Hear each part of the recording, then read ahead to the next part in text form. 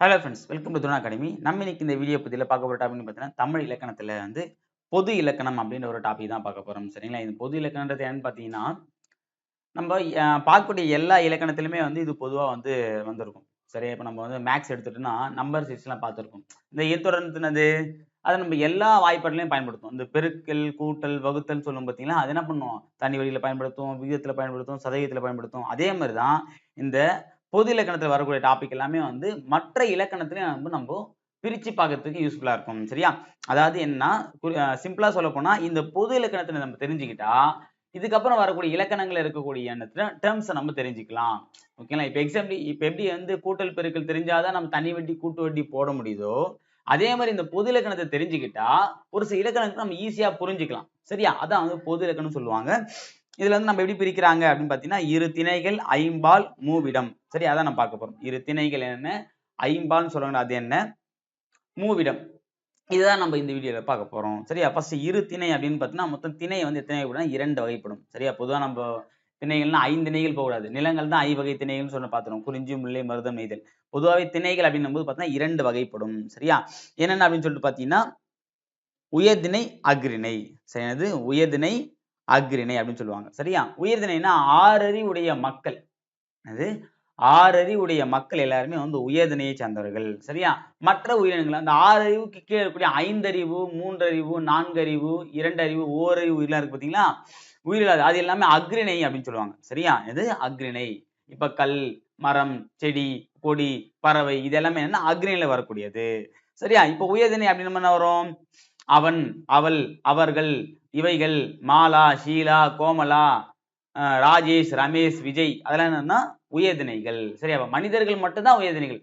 மனிதனை தவிர்த்து மீதி இருக்கக்கூடிய எல்லாமே என்னன்னா அஃறிணை பொருள்கள் அப்படின்னு. அஃறிணைனா அல் கூட்டல் திணைன்னு பிரிப்பாங்க. அது என்னன்னா உயர்வு அல்லாத திணை. அல் திணைனா என்ன? உயர்வு அல்லாத திணை. அதான் அஃறிணைக்கு பொருள். ஓகே, இது வரைக்கும் கேட்டிருக்காங்க. இப்போ பொதுவாகவே நம்ம தமிழ் நாகரிகம் ரொம்ப மேம்பட்ட நாகரிகம்ன்றதுக்கு உண்டான ஒரு எடுத்துக்காட்டா கூட நம்ம சொல்லலாம். ஓகே, உயர்திணைனா அதுக்கு எதிர்ப்புகள் என்ன வரும்? தாழ்த்திணை தான் நம்ம சொல்லணும். ஓகேவா? உயர்திணைக்கு ஆப்போசிட் என்ன? தாழ்திணை. ஆனா நம்ம என்னன்னா தாழ்த்திணைன்னு சொல்லலாம். அது ஏன்னா அப்ப மத்த பொருட்களை நம்ம தாழ்வா சொல்ற மாதிரி இருக்குன்ற ஒரு நோக்கத்தை கருதி தாழ்த்திணைன்னு வைக்காம அஃறிணைன்னு வச்சிருக்கான். அஃறிணைனா தாழ்வு கிடையாது, உயர்வு அல்லாத திணை, அவ்வளவுதான். சோ அப்படின்னா அந்த தாழ்வுன்ற ஒரு வார்த்தை கூட இது நம்ம எப்படி சொல்லலாம்னா, இந்த தகுதி வழக்குல சொல்லலாம் அது. சரியா? சிறப்பா இருக்கும் தகுதி வழக்குல. ஏன்னா அந்த வெளிப்படையா சொன்னா அது நல்லா இருக்காதுன்றது என்ன பண்ண நாகரிகம் கருதி அது ஒரு அஃறிணை அப்படின்னு சொல்லி அழைக்கிறாங்கல்ல, அதுதான். சரியா? அப்ப ஆனா உயர்வு அல்லாத திணை. 2மே ஒரே பொருள் தான். பட் ஆனா என்ன? தாழ்திணைன்னு சொன்னா கொஞ்சம் இன்டீசென்ட்டா இருக்கும். இது அஃறிணைனா கொஞ்சம் டீசென்ட்டா இருக்குல்ல. இடைக்கரடக்கல்ல இத நம்ம குறிப்பிடலாம். சரியா? அஃறிணை அல் கூட்டல் திணை. அப்படின்னா என்னது? உயர்வு அல்லாத திணை. ஞாபகம் வச்சுக்கங்க. சரியா? அடுத்தது ஐம்பால் அப்படின்னு நம்ம பார்க்கும்போது பாத்தீங்கன்னா, பால் என்பது என்ன சொல்லுவாங்கன்னா பிரிவு, பகுப்பு. எதை பகுக்குறாங்க அப்படின்னா, அந்த உயிரினங்களை பகுக்கக்கூடியதான சொல்றாங்க ஐம்பால். அந்த இரு திணைகள்ல தான் இந்த ஐம்பாலும் வரும். என்னது? அந்த இரு திணைகள் தான் ஐம்பால் வரும். இதுல பாத்தீங்கன்னா ஆண்பால், பெண்பால், பலர்பால். ஓகேவா? இது மூன்றும் உயர்திணைக்கு உரியது. இது ஆண்பால், பெண்பால், பலர்பால் இது மூணுமே உயர்திணைக்குரியது. மீதி இருக்கு பாத்தியா? பலர்பால், சரி, ஒன்றன் பால், பலவின் பால் இருக்கு பாத்தீங்களா? இது ரெண்டுமே அஃறிணைக்குரியது. அது ஒன்றன் பால், பலவின் பால் இது ரெண்டுமே அஃறிணைக்குரியது. அப்படி என்னன்னா 6 அறிவு உயிர்களை தான் என்ன சொல்லுவாங்க? ஆண்பால், பெண்பால், பலர்பால்னு குறிப்பிடுவாங்க. சரியா? அது கீழ இருக்கக்கூடிய அறிவு உயிர்களை என்ன சொல்றாங்கன்னா 2ஆ பிரிக்கிறாங்க. என்ன? ஒன்றன் பால், பலவின் பால். அதை நம்ம டீட்டெயிலா பார்க்கலாம். இதுல கொடுத்துறாங்க பாருங்க. அந்த உயர்திணை இருக்கக்கூடிய 3 பால் என்னது? ஆண்பால், பெண்பால், பலர்பால். ஆண்பால் என்னன்னா வீரன், அண்ணன், மருதன். அதாவது ஆண்மகனை குறிக்கக்கூடியது. இது ஆண்மகனை அதாவது ஆண்மகனா ஒருத்தரை ஒரு ஆண்மகனை சுற்றுவதுதான் இது ஆண்பால் அப்படின்னு சொல்றாங்க. வீரன், அண்ணன், மருதன், ஓகேவா? கோவலன், கண்ணன், நகுலன், சகாதேவன் இது எல்லாமே என்னன்னா ஆண்பால். அந்த பெண்பால் அப்படின்போது பார்த்தீங்கன்னா மகள், அரசி, தலைவி, மாதவி, கண்ணகி, மணிமேகலை இது எல்லாமே என்னன்னா பெண்பால் அப்படின்னு சொல்றாங்க. அப்ப பெண்ணை குறிக்கக்கூடியது பெண்பால்.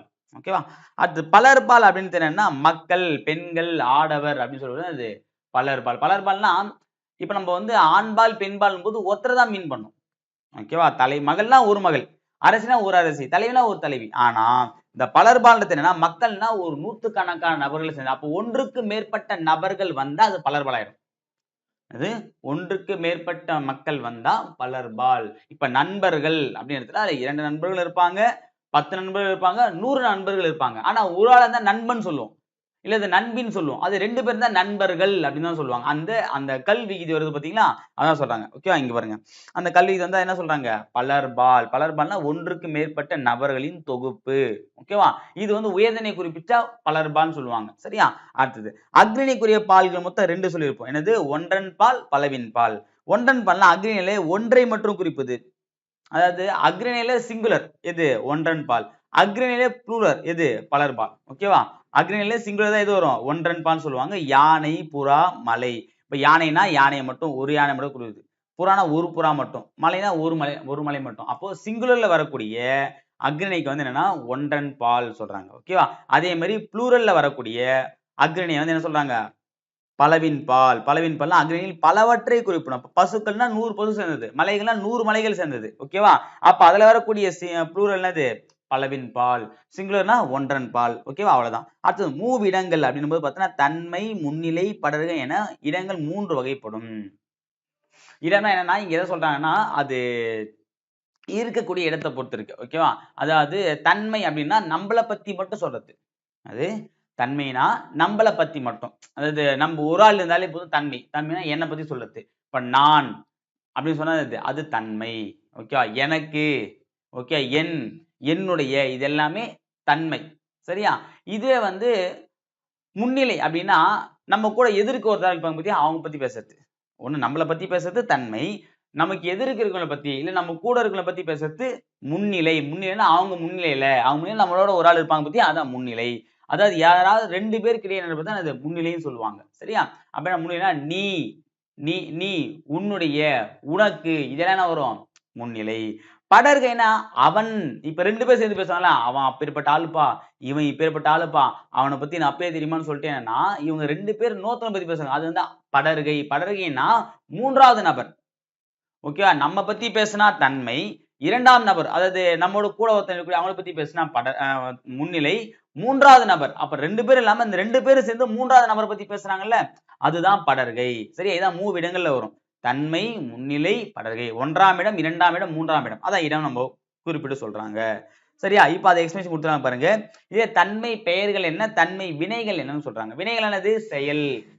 சாப்பிட்டான், தூங்கினான், படுத்தான், ஓடினான், உறங்கினா இது எல்லாமே என்னது? வினைகள். சரியா? பெயர்கள் அப்படின்னும்போது பேரு. ராமன், லட்சுமணன், நகுலன், சகாதேவன் இதெல்லாம் என்னது? பெயர்கள். சரியா? இப்ப நம்ம அந்த வினைகளையும் பெயர்களையும் பார்க்கலாம்.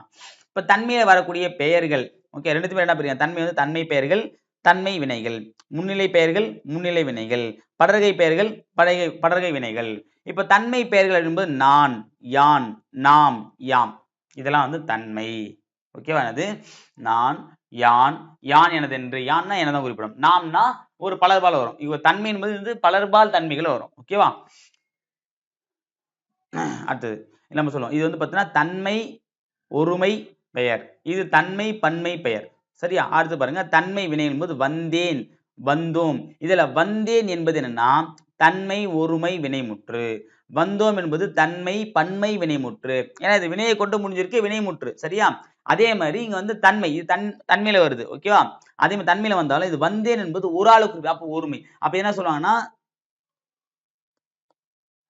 தன்மை ஒருமை வினைமுற்று. இது வந்தோம்ன்றது என்ன வரும்? அதே தன்மை தான். அடுத்து என்னது? இங்க வந்தோம் என்பது பலர் பேர் ஒரு 10 பேர் சேர்ந்து வருது. அப்போ பன்மை. தன்மை பன்மை வினைமுற்று. ஓகேங்களா? அவ்வளவுதான். அதேதான் முன்னிலைக்கும். முன்னிலை என்பது நீ, நீர், நீவீர், நீங்கள். இப்போ நீர்லாம் என்னது? நீர் வந்தீரா, நீர் சென்றீரா, நீவீர் அறிவன என்ன, நீங்கள் நல்லவரா கெட்டவரா இதெல்லாம் என்னது? தன்மை. இது வந்து பார்த்தீங்கன்னா ஒருமை. இது வந்து பன்மையில வரக்கூடியது. சரியா? அதே முன்னிலை வினைகள்னா நடந்தாய் நீ நடந்தாய் உன்ன சொல்றாங்க. வந்தீர் நீங்கள் வந்தீர்கள், சென்றீர்கள் இதெல்லாம் என்னது? அந்த வினை குறிது. அதாவது நடந்தானா நடந்தது. நடக்கிற நடத்தல் ஒரு வினை. வந்தீர்னா வருதல் அது ஒரு வினை. சென்றீர்னா செல்லுதல் அது ஒரு வினை. அப்ப வினையை கொண்டு வரக்கூடிய முன்னிலைகள் தான் அது முன்னிலை வினைகள். ஓகேவா? அடுத்து பார்த்தீங்கன்னா படர்கையில வந்து படர்கை பெயர்கள் பார்த்தீங்கன்னா அவன், அவள், அவர், அது, அவை, அவர்கள் இது எல்லாமே எதுல வரும்? தன்மை பெயர்கள். ஓகே, இதுல அவன் என்பது என்னது? தன்மை ஒருமையில வரக்கூடியது. சரியா? இதுவே அது என்பது அக்னியில வரக்கூடியது. அதே மாதிரி அவர்கள் என்பது தன்மை படர்கை பன்மையில வரக்கூடியது. சரியா? அடுத்து பாருங்க, பன்மை வினைகள். படர்கை வினைகள் அப்படின்னு பார்க்கும்போது வந்தான், சென்றான், படித்தனர், பேசினார்கள், பறந்தது, பறந்தன. ஓகேவா? இது பாருங்க, வந்தான் அப்படின்னா படர்கை ஒருமை வினைமுற்று. ஓகேவா? ஏன்னா வந்தான் என்பது அடுத்தவனை பத்தி சொல்றது. ஓகேவா? வந்தான் என்பது அடுத்தவனை பத்தி சொல்லக்கூடியது. அப்ப என்னது? படர்கை. ஓகேவா? ஆனா இது வந்தான் என்பது ஒரு ஆள் தான் வந்தான்னு சொல்றாங்க. அப்போ அவன் சாப்பிட வந்தானான்னு சொல்லி என்ன பண்றோம்? இப்ப வந்து அப்பா அம்மா கிட்ட கேக்குறாங்க, பையனை பத்தி கேக்குறாங்க. உன் பையன் வந்து சாப்பிட்டானான்னு கேட்டான்னு வச்சுக்கேன். அப்ப வந்து பையன் வந்து சாப்பிட்டான் அப்படின்னா என்ன அர்த்தம்? அப்ப வந்து 3வது நபரை பத்தி தான் பேசுறாங்க. ஏன்னா அங்க முதல் நபர்னா அப்பா கேள்வி கேட்டாரு. கேள்வி வந்து பதில் சொன்னவங்க யாரு? அம்மா. ஓகேவா? யாரை பத்தி சொன்னாங்க? பையனை பத்தி. அப்ப வந்து யாரை பற்றி? பையனை பற்றி. அப்ப 3ஆம் நபர்னா அங்க படர்கை வந்துச்சா? அவன் நம்ம என்ன செயல் செஞ்சான்? வந்தான், சாப்பிட்டான். அப்ப சாப்பிட்டான் என்பது என்னன்னா படர்கை ஒருமை வினைமுற்று. சரியா? இங்க பேசினார்கள் என்பது என்ன வரும்? படர்கை பன்மை வினைமுற்று. இதை நம்ம இங்க தெரிஞ்சுக்கணும். சரி, ஏன்னா இது ஒருமை, இது பன்மை. ஓகேவா? சரி, ஓகே. இவ்வளவுதான் வந்து பாத்தீங்கன்னா இடங்கள், மூவிடங்கள், தன்மை, முன்னிலை, படர்கை. சரியா? இது ஞாபகம் வச்சுட்டா போதும். சோ இது வந்து உங்களுக்கு எங்க யூஸ்ஃபுல்லா இருக்கும் அப்படின்னு பாத்தீங்கன்னா, நம்ம பகுபத உறுப்பிலக்கணம் பார்த்திருப்போம்ல, அதுல வந்து இது ரொம்ப ரொம்ப இம்பார்ட்டன்டான ஒரு டாபிக். சரியா? பகுபத உறுப்பில ரொம்ப ரொம்ப இம்பார்ட்டன்ட் பாத்தீங்கன்னா இந்த தன்மை, முன்னிலை, படர்கை. ஓகேவா? இந்த தன்மை, பன்மை, வினைமுற்று, ஒருமை, பன்மை, வினைமுற்று நம்ம படிச்சிருப்போம். சரியா? அது நம்ம அங்க படிக்கும்போது உங்களுக்கு ஈஸியா இருக்கும். சரியா? வழாநிலை, வழுநிலை, வழு அமைதி அப்படின்ற ஒரு 3 கேட்டகரி. சரியா? இதை எப்படி பார்க்க போறோம்னு பாத்தீங்கன்னா, இப்ப வழுனா என்ன, வழானா என்ன, இதை நம்ம தெரிஞ்சினா போதும். வழு அமைதி ஈஸி. சரியா? வழா அப்படின்னா என்னன்னு சொல்லிட்டு பாத்தீங்கன்னா, எப்படி சொல்றது? ஓகே, நான் நாளைக்கு ஊருக்கு போவேன் அப்படின்னு பாத்தீங்கன்னா ஒரு வழா.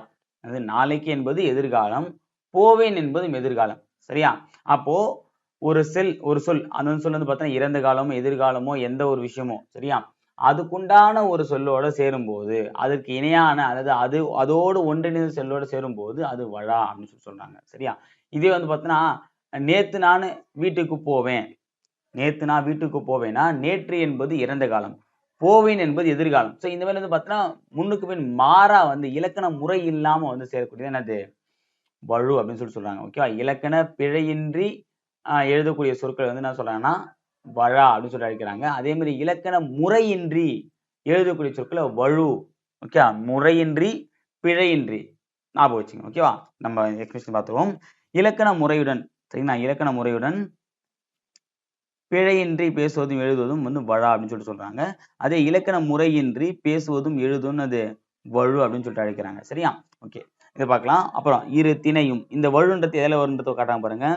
இரு திணை அது உயர்திணை, அக்னி. ஐம்பது அது ஆண்பால், பெண்பால், ஒன்றன்பால், பலர்பால், பலவின்பால். அடுத்து மூவிடம் என்பது தன்மை, முன்னிலை, படர்கை. காலம் என்பது நிகழ்காலம், இறந்த காலம், எதிர்காலம். வினா என்பது மொத்தம் 6 வகையான வினாக்கள் இருக்கு. விடைகள் 8 வகையான விடைகள் இருக்கு. பல வகை மரபுகளும் ஆகிய 7 தொடர்களில் இலக்கண பிழையுடன் வந்தால் அவை வழு எனப்படும். சரி, இந்த மாதிரி 7 டாபிக்ல வந்து பாத்தீங்கன்னா இலக்கண பிழையோட வந்துச்சுன்னு வச்சுங்களேன், அது என்ன சொல்றாங்க? வழு அப்படின்னு சொல்லிட்டு அழைக்கிறாங்க. அவ்வாறு இலக்கண பிழைகள் இல்லாதிருப்பின் அது வழா நிலைன்னு சொல்றாங்க. இந்த 7 இடத்துல வந்து பிழை இல்லாம வந்துட்டா அது என்னது? வழாநிலை. இந்த 7ல வந்து பிழை வந்துச்சுன்னா என்னது? அது வழுநிலை அப்படின்னு சொல்லி அழைக்கிறாங்க. அந்த 7 நிலைகளை கீழே கொடுத்துருக்காங்க. நம்ம அதை வச்சு என்ன பண்ணலாம்? அந்த வழுநிலை அதுக்கு உண்மையா வர வேண்டிய வார்த்தையை நினைத்து நம்ம வந்து ஒன் பை ஒன்னா பார்க்கலாம். ஓகேங்களா? சரி, ஓகே.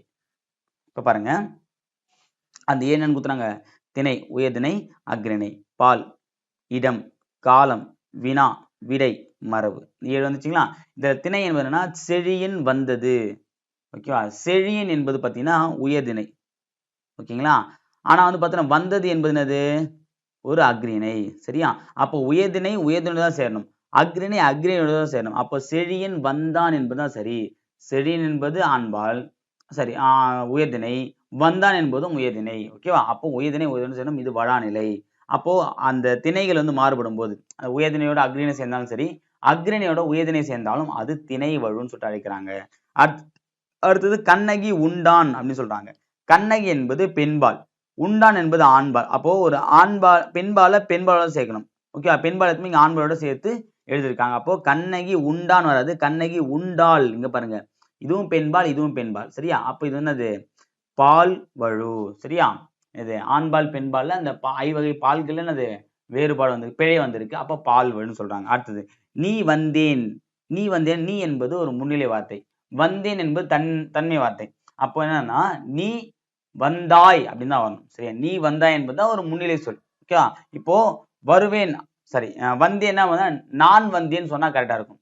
ஏன்னா இது வந்து அது வந்தேன் என்பது ஒரு தன்மை. தன்மைக்கு தன்மை வார்த்தை வரணும். நான், நாம் வரலாம். சரியா? அப்போ நீ என்பது நீக்கு வந்து வந்தாய் தான் வரணும். இங்க வந்து பார்த்தீங்கன்னா அந்த இடம் தன்மை முன்னிலை அந்த இடங்கள்ல பிழை ஏற்பட்டிருக்கு. சரியா? அது ஒரு முன்னிலை வார்த்தையோட ஒரு தன்மை வார்த்தை என்ன இருக்குன்னு சொல்றாங்க இது இடவழு அப்படின்னு சொல்லி அழைக்கிறாங்க. அடுத்து காலவழு அப்படின்பது நேற்று வருவான்னு சொல்லிட்டு இருக்கு. நேற்று வருவான் வருமா? நேற்று என்பது இறந்த காலம். வருவான் என்பது எதிர்காலம். அப்போ இறந்த காலத்தோட இறந்த கால சொல் தான் சேரணும். ஆனா இங்க இறந்த காலத்தோட எதிர்கால சொல் சேர்ந்திருக்கு. அப்போ நேற்று வந்தான் அப்படின்னு தான் வரும். சரியா? அப்போ ஓகே. அது என்ன சொல்றாங்க? இது காலவழுன்னு நினைக்கிறாங்க. அடுத்து வினா. வினா அப்படின்பது பார்த்தீங்கன்னா ஒரு விரலை காட்டி சிறியதோ பெரியதோ பெரியதா என கேட்பது. சரியா? ஒரு விரலை காட்டினா எப்படி? அது கேள்வியே தப்பாயிடும். சரியா? ஒரு விரலை காட்டிட்ட பிறகு அதுல எது பெருசு சிறுசு நம்ம கண்டுபிடிக்க முடியும். அப்ப கேள்வியே தப்புன்னும் போது நம்ம அதுல விடை அடிக்க முடியாது. அப்ப வினாவிலே தப்பு இருக்கு. வினாவிலே பிழை இருக்குன்னு சொல்றாங்க இது வினாவழு அப்படின்னு சொல்லி அழைக்கிறாங்க. அடுத்து விடை பாருங்க. கண்ணன் எங்கே இருக்கிறார் என்ற வினாவிற்கு கண்ணாடி பைக்குள் இருக்கிறது அப்படின்னு சொல்லிட்டு விடை வைக்கிற மாதிரி. சரியா? அப்போ கேட்ட கேள்விக்கு பதில் சொல்ல. கேள்வி ஓகே. ஆனா சொன்ன விடையில பிழை இருக்கு. என்ன பிழை இருக்கு? கேட்ட கேள்விக்கு விடை இல்லை. அப்ப என்ன சொல்றாங்க? விடை வழுன்னு சொல்லிட்டு அழைக்கிறாங்க. அப்போ கண்ணன் எங்கே இருக்கான் என்ற வினாக்கு என்ன வரணும்? கண்ணன் வீட்டுக்குள்ள இருக்கான், வெளியே போயிருக்கான், ஊருக்கு போயிருக்கான்னு சொன்னா கரெக்டான விஷயம். ஆனா தேவையே சம்பந்தமே இல்லாம கண்ணாடியை பத்தி பேசினா எப்படி வரும்? ஓகேவா? அதான் தப்பு. அடுத்து பாருங்க மரபு வழு. மரபு வழுன்னு பாத்தீங்கன்னா தென்னை மரங்கள் உள்ள பகுதியை தென்னந்தோட்டம் என்று கூறுவர். தென்னை மரம் அதிகமா இருக்கக்கூடிய பகுதி வந்து தென்னந்தோட்டம் வராது, தென்னந்தோப்பு வரணும். ஓகே. அப்ப அந்த மரபு வார்த்தை பொதுவா வந்து மரபுன்றது என்னது? காலங்காலமா நம்ம சொல்லக்கூடிய விஷயம் தான் மரபுன்னு சொல்லுவோம். ஓகேவா? அப்ப தென்னந்தோட்டம் வராது, தென்னந்தோப்பு வரணும். ஓகேவா? அப்ப இது வந்து மரபுல மாற்றப்படுது. பிழை வந்திருக்கு அப்படின்னு இது மரபு வழு அப்படின்னு சொல்றாங்க. ஓகேவா? அப்ப தென்னந்தோப்பு என்பது சரியானது. ஓகேவா? அடுத்தது இப்ப நம்ம வழு சரி வழா வழு பார்த்தாச்சு. இப்ப நம்ம அடுத்து வந்து வழு அமைதி அப்படின்னு ஒரு முக்கியமான ஒரு பாட்டை பார்க்க போறோம். ரொம்ப ரொம்ப முக்கியமானது. நல்லா தெரிஞ்சு வச்சுங்க. சரியா? ஓகே. வழு அமைதி அப்படின்னு என்ன சொல்லி பார்த்தீங்கன்னா இந்த வழா வழு ரெண்டுமே சேர்ந்திருக்கு தான் என்ன சொல்றாங்கன்னா வழு அமைதி. ஓகேவா? அதாவது இலக்கண பிழையோட இருந்தாலுமே ஓகேனது இலக்கண பிழையோட தான் இருந்தாலுமே ஓகேவா? ஒரு சில அறிஞர்களால ஒரு இலக்கணம் உடையதா ஏத்துக்கக்கூடிய ஒரு விஷயத்த என்ன சொல்றாங்க? வழு அமைதி. ஓகேவா? இலக்கண முறைப்படி பிழையுடையது எனினும் இலக்கண ஆசிரியர்களால் வந்து இலக்கண ஆசிரியர்களால் ஏதேனும் ஒரு காரணம் கருதி பிழை என்று என ஏற்றுக்கொள்ளப்படுது அது வழு அமைதி அப்படின்னு சொல்றாங்க. இலக்கண முறைப்படி பார்த்தா அது தப்பு தான். ஆனா ஏதாவது ஒரு காரணம் கருதி ஒரு மகிழ்ச்சியின் காரணமாக இல்ல ஒரு உணர்ச்சியின் காரணமாக இது வந்து பார்த்தீங்கன்னா ஒரு உறுதியின் காரணமாக இல்ல ஒரு தன்மையின் காரணமாகவா ஓகேவா என்ன சொல்லுவாங்க அது வந்து ஒரு இலக்கண பிழையோட வந்தாலுமே என்ன பண்றாங்க இலக்கண பிழை இல்லாத ஒரு வார்த்தையை சேர்த்துக்கிறாங்க. அப்ப அது வந்து வலுவிலையும் சேர்க்க முடியும் வடாவிலையும் சேர்க்க முடியும். அப்ப அந்த மாதிரியான வார்த்தை என்ன சொல்றாங்க வழு அமைதி அப்படின்னு சொல்றாங்க. அப்போ இலக்கண முறைப்படி இல்லாமல் இருந்தாலும் ஓகேவா கவிஞர்கள் ஏதேனும் ஒரு கருத்திற்காக இலக்கண முறைப்படி கருதுவதை வழு அமைதி என்கிறோம். சரியா? நம்ம வழு அமைதி வந்து பார்த்தீங்கன்னா ஒரு 5 வகையான வழு அமைதி நம்ம பார்க்க போறோம். ஒன் பை ஒன்னா பார்க்கலாம். ஃபர்ஸ்ட் வந்து பார்த்தீங்கன்னா திணை வழு அமைதி. இது திணை வழு அமைதி. என் அம்மை வந்தால் நல்ல வார்த்தை கவனிச்சுங்க. என் அம்மை வந்தால் என்று மாட்டை பார்த்து என் அம்மை வந்தால் என்று மாட்டை பார்த்து கூறுவது திணை வழு அமைதி ஆகும். இங்க ஓப்பினா மகிழ்ச்சி அல்லது ஆர்வத்தின் காரணமா மகிழ்ச்சின்னு தான் சொல்லுவாங்க. மேக்ஸிமம் வந்து ஓப்பனா இந்த மகிழ்ச்சி அப்ப மகிழ்ச்சியின் காரணமாக அக்ரிணை உயர்திணையாக கொல்லப்படுவது. சரியா? என்ன சொல்லலாம்னா என் அம்மை வந்தால் நம்ம என்ன பண்ணுவோம் நம்ம வீட்டுல மாட்டுக்கெல்லாம் வந்து பேர் வைப்போம். ஓகே கரப்பன் வெள்ளச்சி அப்படின்னு சொல்லி நம்ம வைக்கிறோம் பார்த்தீங்களா? அப்பெல்லாம் அது செவலை நிறைய பேர்லாம் பார்த்தீங்கன்னா நீலாம்பரி அப்படின்னு சொல்லி நம்ம பேர் வைப்போம். அப்ப என்னன்னா அப்ப பேர் நம்ம பொது எதுக்கு வைப்போம்? நம்ம மனிதர்கள் தான் வைப்போம். ஓகே ஆனா என்ன பண்றோம் இந்த மாடுகளை நம்ம என்ன சொல்றது இது வாடா போடான்னு கூப்பிடுறது தம்பியா பாக்குறது அண்ணனா பாக்குறது அந்த மாதிரி வந்து பாத்தீங்கன்னா ஒரு தெய்வமா பாக்குறது அப்ப என்ன பண்றோம் அந்த ஒரு அக்ரணியை ஒரு உயர்தினை நம்ம பாக்குறோம். சரியா?